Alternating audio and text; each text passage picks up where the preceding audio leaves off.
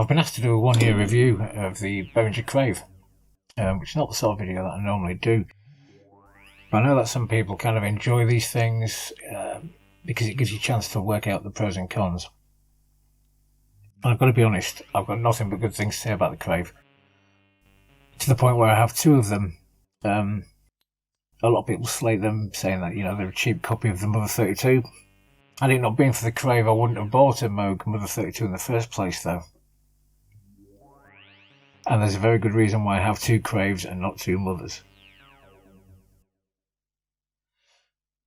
For me, a couple of the cons of it are no real-time recording, which I tend to get around anyway. I use external MIDI sequencers, either the KeyStep Pro, or lately I've been using the Roland MC707 as a sequencer, which is great. It's just fantastic. You can check that out in some of my other videos.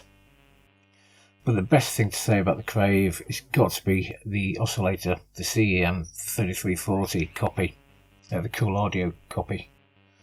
Now, a lot of people slate Behringer again for using the copies of the 3340s. But the Cool Audios, they've been used in DSI, Roland, Boss and Electron, and nobody ever kind of runs them down for using the copies of them. It just seems like nitpicking. Just build score points against Behringer, really, which is a bit of a shame.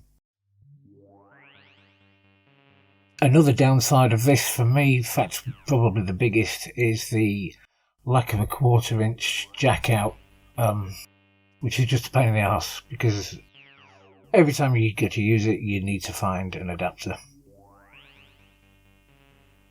That just seems silly, really, in like pro audio gear. The thing, a lot of people still complain about the clacky buttons, and yeah, they are crap, but you know for sure when you've pressed them. They give you good feedback there and then. Over the course of the year as well, it's had great synth tool updates. And there's really just nothing bad to say about these. For the price, you just can't beat them.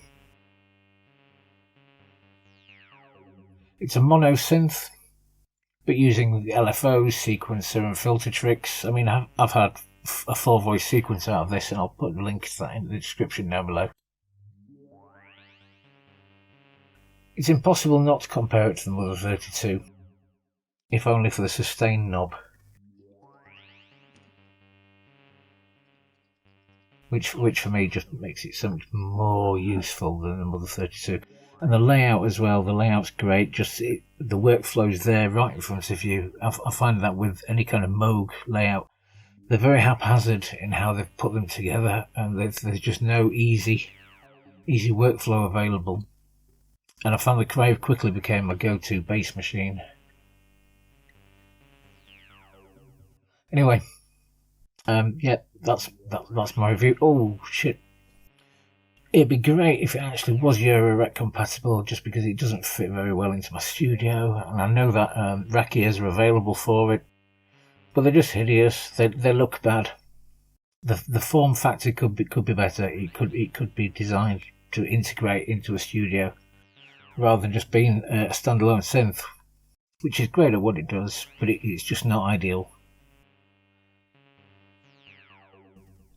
Anyway, thanks. Usual, like, subscribe, all the rest of it. Be sure to check out my other videos. Take care.